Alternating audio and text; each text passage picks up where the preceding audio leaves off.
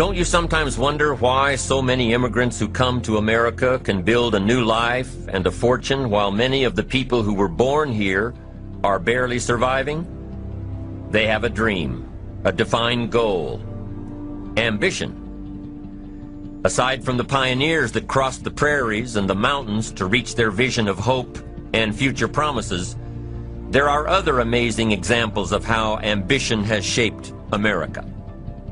Take Ben Franklin, for instance. When most people think of Ben Franklin, they remember the kite and the lightning bolt and the discovery of electricity. What a lot of people may not know is that Ben Franklin was one of the first writers to address self-making. When Franklin started Poor Richard's Almanac in 1732, he used the blank spaces between the crop data and the weather information to insert clever bits of moral and practical advice. I'm sure you've heard the saying, fish and company start to stink in 3 days.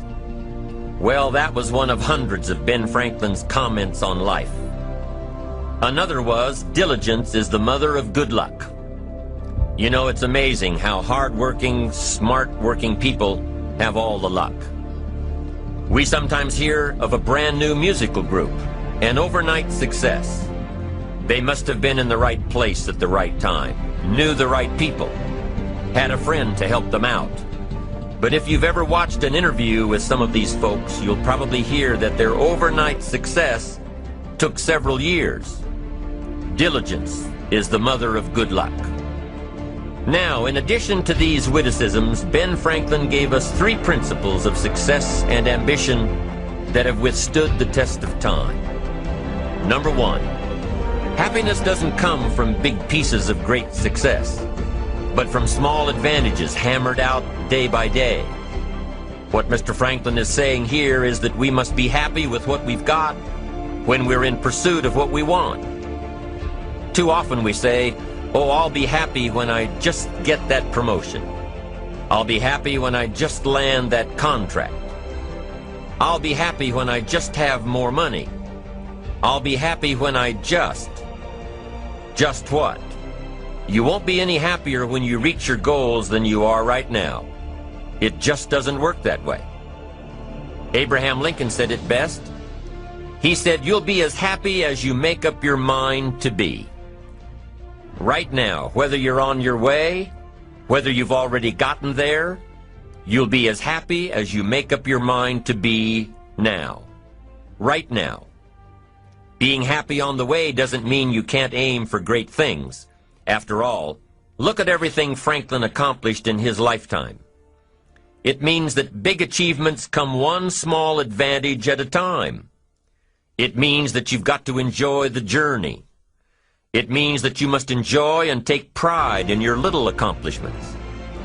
It means enjoying who you are becoming in pursuit of your eager desire, every day, every single day. Ben Franklin's second principle said that life is plastic. Within each of us is the power to mold ourselves and mold our environment. It is up to each of us to begin this molding process with a final product in mind. And it is within our power to work it and form it every minute, every day, every month, every year. By using your mind and your abilities and your attitude to work a little each day on molding your life, you'll soon see how magnificent your power is to gain those small advantages each day, the little steps it takes to build up to success. Principle number 3, success is a pleasure. Success is a pleasure. If what you are doing today isn't satisfying, gratifying, guess what? You're really not successful. If you are not fulfilled with what you are doing today, you cannot possibly be successful. It doesn't matter how many worldly possessions you may have, how many cars, how many toys, how much money. If you're not happy with your life as it is, you cannot be successful. Now, I know that success is a relative term. It means different things to different people. To a school kid, success may mean a star on top of his latest test. To a homemaker, it probably means that she has a well-run household and a wonderful family.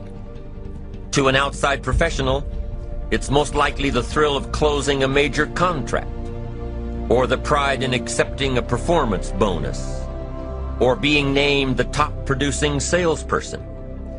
But the one thing you will hear from everyone who is successful is that they are happy with who they are and what they are doing. They are happy, content, satisfied. Success is a pleasure. What have you done today that makes this day successful? Think about it and write it down. If at the end of the day you can jot down the things that have made it a good day, you will soon see patterns forming. This really is a good habit to get into. When you can see a pattern of pleasure, you'll know you're on the road to success. So take note of Mr. Franklin's 3 principles of success and ambition. Number 1, big achievements come one small advantage at a time. One step at a time, one day at a time. Number 2, you have the power to mold your life, to make it whatever you want, to shape it and reshape it. And number 3, success is measured through pleasure. This is the key one. Success is measured through pleasure. You've got to be happy along the way. You've got to learn to give yourself a pat on the back. Good job, you need to tell yourself. I'm proud of me today. You've got to be happy. You've got to learn to enjoy the process. These are really common sense ideas. They're practical. And William James agreed. He's another American great, one of the most notable philosophers and psychologists in our history. And he founded a philosophy called pragmatism. To be pragmatic is to be practical. To test the validity of a concept by its practical results. To actually question something and rate its usefulness by what it can do for you. To hear a method of doing something and figuring out if it's even worth your while. One of the issues Mr. James dealt with in his lifetime was, what does it mean to be a success, a significant person? After years of pondering this question, William James described success as a combination of 2 things. Number 1, an inner ideal which is followed persistently with courage. And number 2, outer achievement related to that ideal. Let's go back to number 1. An inner ideal which is followed persistently with courage. I take that to mean defining a goal and having the resolve to complete it. No matter what, I'll do it or die. Promise yourself you'll read the books until your skills change. Go to the seminars until you get a handle on it. Do it until it makes sense. Practice it until you've got it right. Don't give up until you get where you want to be, however long that is. Step by step, piece by piece, book by book, seminar by seminar, do it until. Go for it. Until is a very important word. It's magic. It means that you'll never give up. Don't miss the chance to grow, to pay the price, until you learn. Change, grow. You'll discover some of life's great treasures when you pay that price. William James' second part to success dealt with the outer achievement related to that ideal. You need both aspects to really be a success.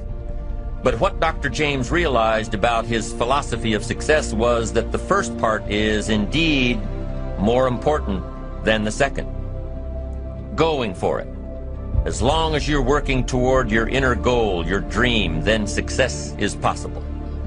But once you give up your inner vision, then you can never become successful. You never will become successful. Until doesn't even matter. Now, maybe the person who's been working on a project for 10 years can be successful in his own right, if he's honestly working toward it, doing everything to make himself worthy of reaching the dream, really happy with where he is,